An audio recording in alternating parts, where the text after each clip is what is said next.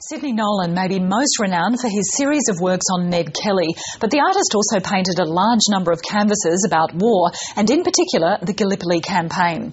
Sidney Nolan's Gallipoli series showcases a selection of these works, commemorating the large numbers of Australians who lost their lives in that battle, including Nolan's own brother. The ABC's Art Nation took a look at the exhibition, currently on display in Geelong.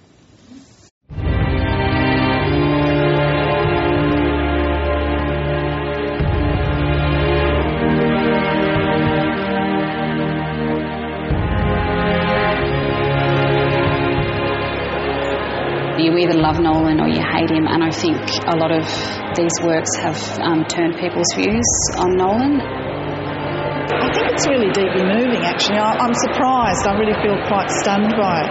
I'm more familiar with the Ned Kelly sort of thing so I've never seen most of this work, so it's been, very powerful. It's always really a moving thing for me to come in and see so many pictures. It's a bit like coming back to see him again. The Gallipoli series is some works that Nolan produced that relate to the Gallipoli campaign of 1915, but they're also his own personal interpretation of the event. The Anzac Tradition started on the slopes of Gallipoli in 1915 with what John Masefield called the finest body of young men ever brought together in modern times.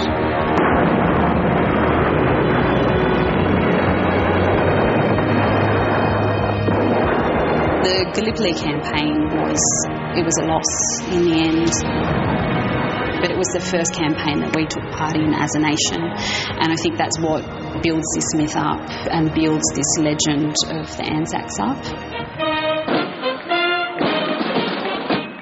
In Sydney, while I'm looking at this march now, I realise perhaps for the first time what it's all about. In early years in Melbourne, I probably had the wrong idea as a younger man. But I see now that these men are marching. It's a bit like an Irish wake in a sense, the thought of death at the back of it all, that they're remembering all these things. But there's a form of defiance and a form of dignity about it.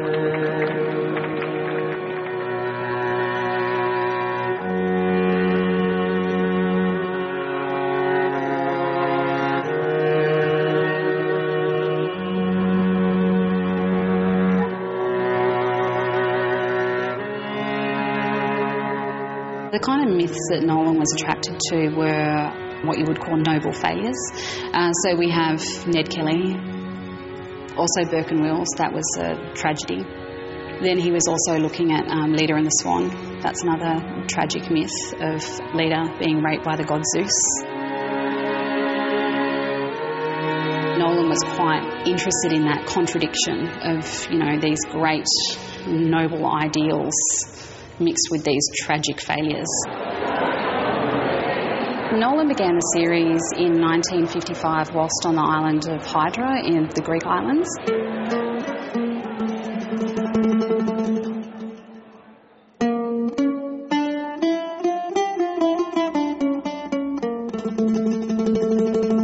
He was really interested in looking at the Greek myths and the Trojan myths, drawing parallels between the Trojan warriors and the Australian soldiers at Gallipoli. There's a lot of works where the soldiers are in battle. They're naked, as you'd see in a lot of artworks from the early Greek and Trojan periods. He was also influenced by myths and poetry.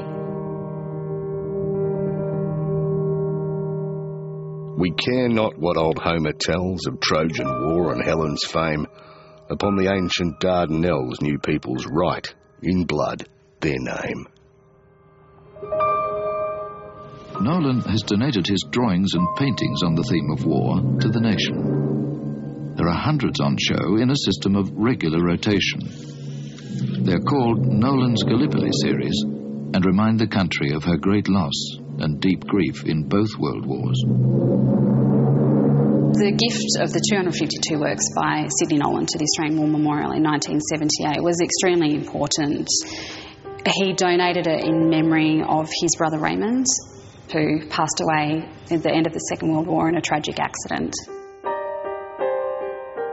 The panel at the back of me there is really based on the landing at Gallipoli, which I've used Dante's Inferno as a reference, and I've tried to build the thing up into the extraordinary turmoil it must have been, and it has in it a kind of portrait of my young brother and an image of my father trying to take him out of the water, being wounded, and he died during the war, my young brother, and upset my father all his life, and so it's a very sombre painting, and it was meant to be the centrepiece of these Gallipoli paintings. It really is an important collection for the Australian War Memorial. It gives a different view of Gallipoli than the traditional war paintings that most people are used to, so the George Lamberts or the Horace Moore-Jones.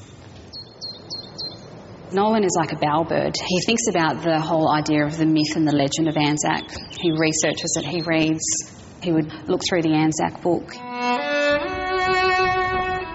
The Anzac book was produced in 1916, and Nolan grew up with this book. And he took a lot of inspiration from the poems that he saw in there by the soldiers themselves that had served at Gallipoli. Dead figures writhe and beckon in my dream. Wild eyes look into mine, while I, bewildered, watch the bloody stream with misty eyes ashine. In my inner mind, I'm trying to get an innocent look into the face. It's something to do with my young brother, I suppose, dying quite young, and this feeling of innocence which suddenly has too much poured on top of it and it collapses. One of the themes that does keep reoccurring throughout the series is the portraits. If you look at the earlier works, they're much more innocent. There's that innocence of going to war. And then as we get into the later works, they're much more, the heads are quite lurid, they're disillusioned, disenchanted with war and with this campaign that had cost so many lives. He's not celebrating war, he's saying that this is a loss of innocence, a loss of life, it's a tragedy, and, you know, that is what war is.